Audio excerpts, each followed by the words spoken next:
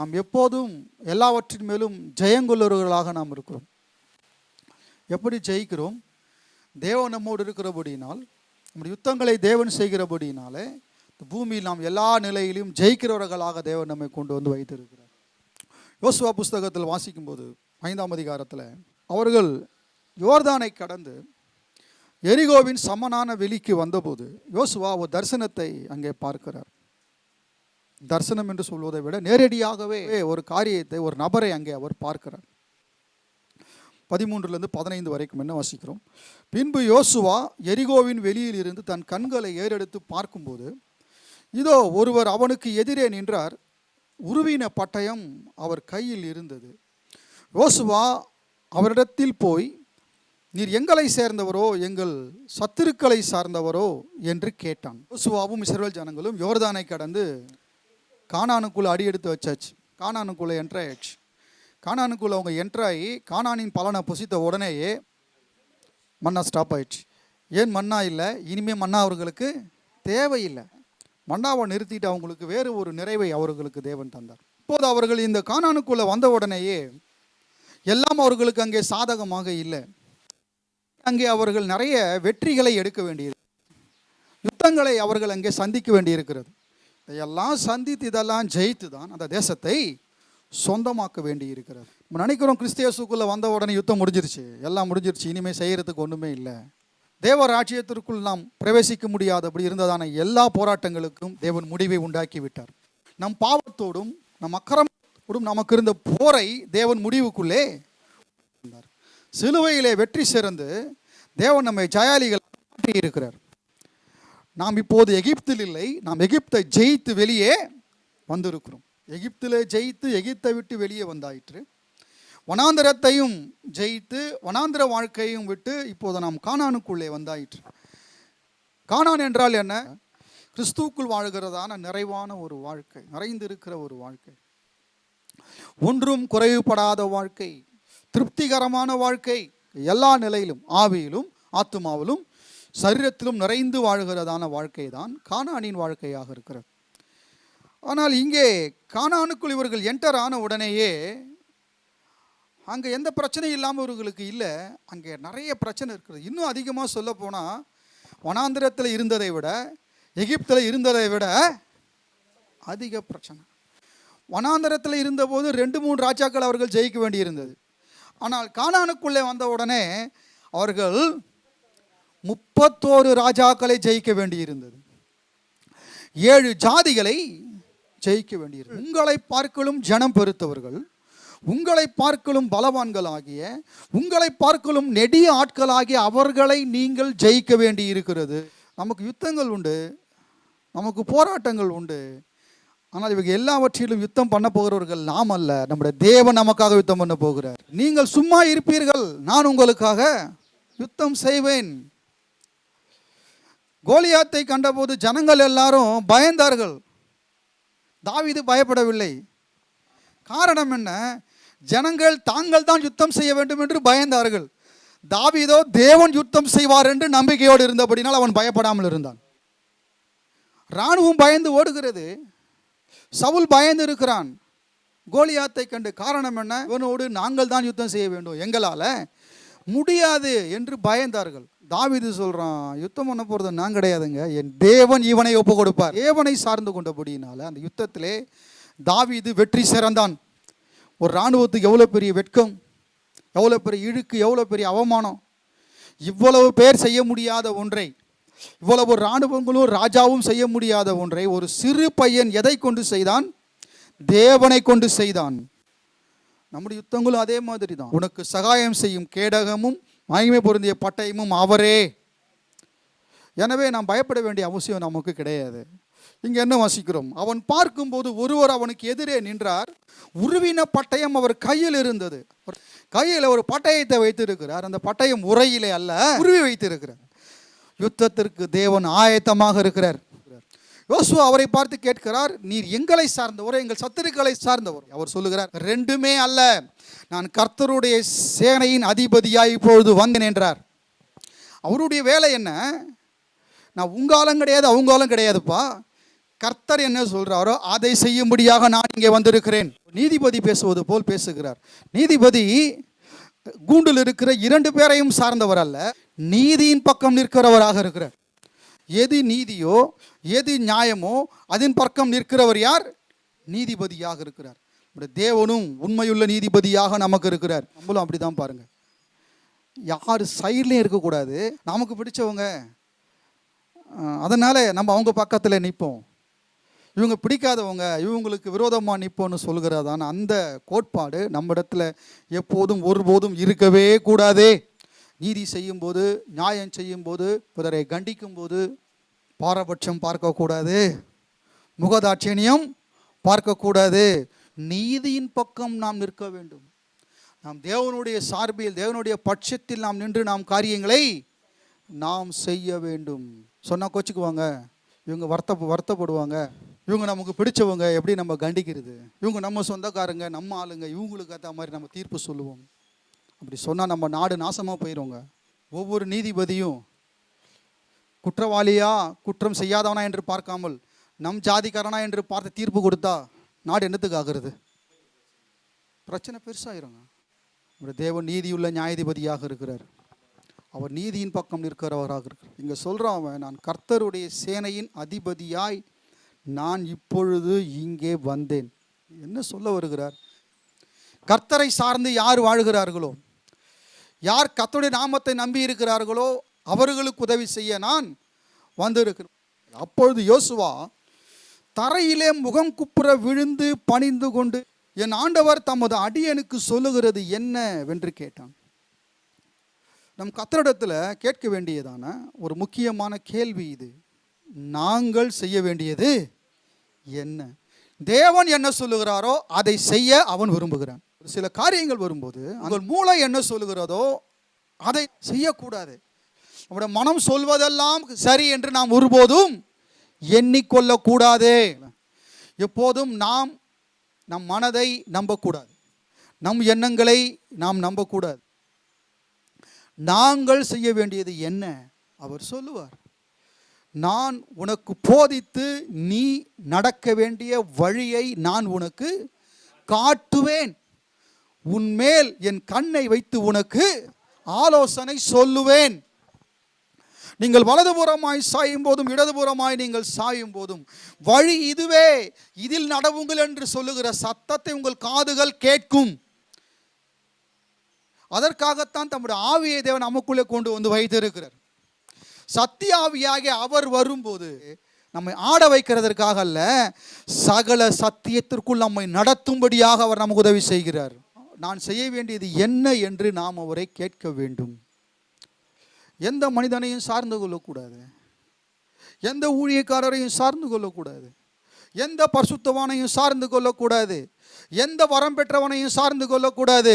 நம்ம எல்லாருமே ஏமாற்றுவார்கள், நாம் தேவனை மட்டுமே சார்ந்து கொள்ள வேண்டும். அப்போஸ்தலர் புஸ்தகம் 9ஆம் அதிகாரம். அப்போஸ்தலனாகிய பவுலுடைய தேவனை அவன் சந்தித்ததான ஒரு முக்கியமான ஈவெண்ட் பாருங்க.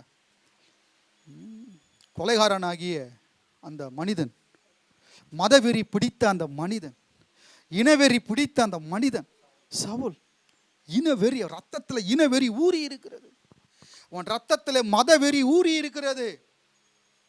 தன் சடங்காசாரங்களை குறித்தும் தன் பாரம்பரியங்களை குறித்தும் வெறி ஊறி இருக்கிற ஒரு மனிதனை தேவன் சந்திக்கிறார். தேவான் கொல்லப்பட்ட போது அதற்கு உடந்தையாக இருந்தது யாரு? இந்த சவுல், இரத்தக்கரை படிந்த மனிதன் இந்த சவுல் என்பவன். இவ்வளவு கொடுமையானவனா இருந்த சவுல தேவன் எப்படி ஆக்கினார் பாருங்களேன். இவ்வளவு தேவ ஞானமும் தேவ கிருபையும் நிறைந்த வெளிச்சம் பெற்ற தேவ மனிதனாக அவன் இருந்தான். காரணம் என்ன தெரியுமா? அப்போஸ்தலர் புஸ்தகம் 9ஆம் அதிகாரத்தில் தேவன் சந்திக்கிறார். சவுல் என்பவன் இன்னும் கர்த்தருடைய சீஷரை பயமுறுத்தி கொலை செய்யும்படி சீறி பிரதான ஆசாரியரிடத்திற்கு போய், இந்த மார்க்கத்தாராகிய புருஷரையாகிலும் ஸ்திரீயாகிலும் தான் கண்டுபிடித்தால் அவர்களை கட்டி எருசலேமுக்கு கொண்டு வரும்படி தமஸ்குவில் உள்ள ஜபாலயங்களுக்கு நிருபங்களை கேட்டு வாங்கினான். மத வெறி, இன வெறி, சீறி சிங்க மாதிரி சீர்றான், பயமுறுத்துறான். கர்த்தருடைய சீஷரை பயமுறுத்தி கொலை செய்யும்படி அவங்கள பயமுறுத்தி வைக்கணும், அவங்கள கொலை செய்யணும். சீஷர்கள் என்ன பண்ணாங்க? அவங்க யாரையாகல துன்புறுத்தினாங்களா? அவங்களால தேசத்தில் கலகங்கள் ஏதாவது உண்டாச்சா? இயேசு என்ன செய்தார்? நன்மை செய்தார் இயேசு கிறிஸ்து. சீஷர்கள் என்ன பண்ணாங்க? அந்த நாமத்தை கூட நன்மை செய்து கொண்டு இருக்கிறார்கள். இயேசு கொடுத்த அந்த அதிகாரத்தை வைத்துக்கொண்டு வினியாளிகளை சுகமாக்குகிறார்கள், மரித்தோரை எழுப்புகிறார்கள், பாவியான மனிதர்கள் பரிசுத்தவான்களாக மாற்றி கொண்டு இருக்கிறார்கள். இதெல்லாம் பார்த்து பயங்கர கோபம், சவுலுக்கு பயங்கர கோபம். இந்த கோபத்தில் உச்சம் எங்கே செல்லுகிறது? கொலை செய்யும்படியாக செல்லுகிறது. ஆனால் ஒரு பிற்காலத்தில் சொல்றாரு, இதெல்லாம் யோசிச்சு யோசிச்சு சொல்றாரு, பாவிகளிலும் பிரதான பாவி நான், ஆனால் என்னை இயேசு ரட்சித்தார். இவ்வளோ பெரிய அன்பு, தேவனுடைய அன்பு.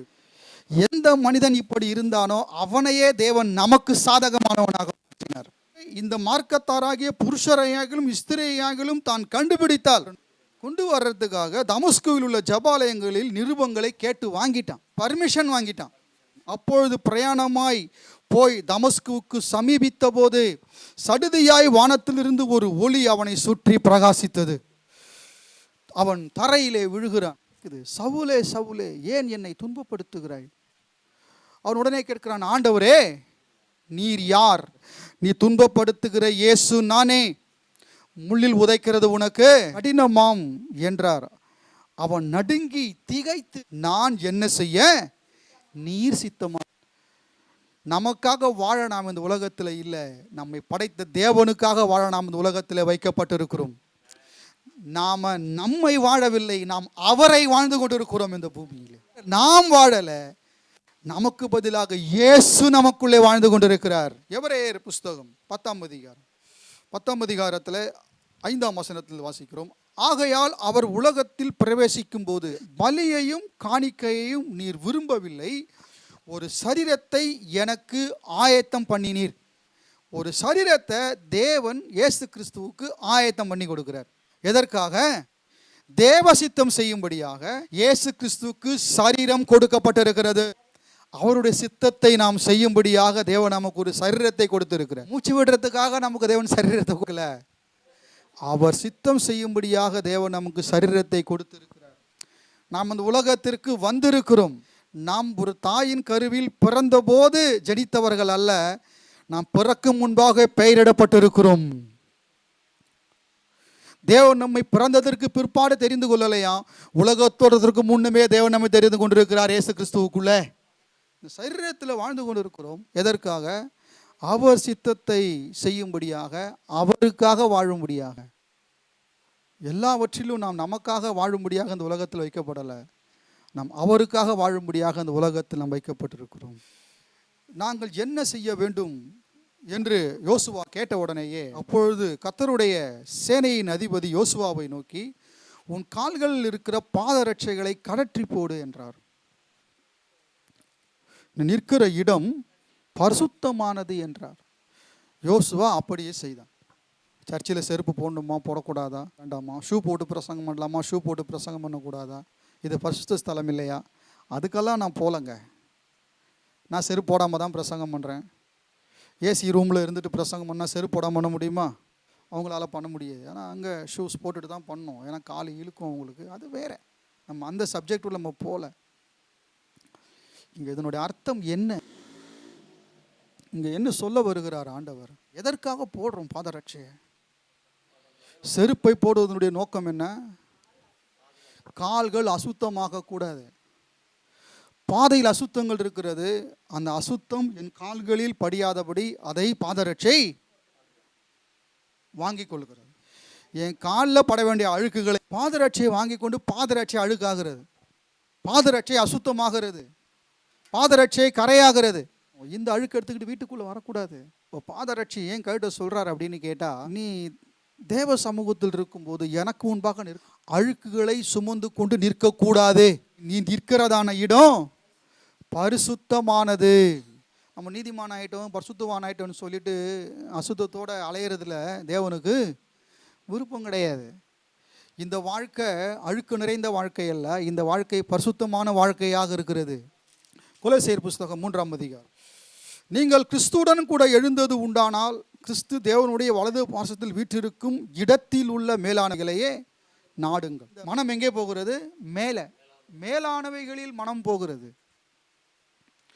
மேலானவைகளையே நாடுங்கள். ஏனென்றால் நீங்கள் மரித்தீர்கள். உங்கள் ஜீவன், உங்கள் வாழ்க்கை கிறிஸ்துடனே கூட தேவனுக்குள் மறைந்திருக்கிறது.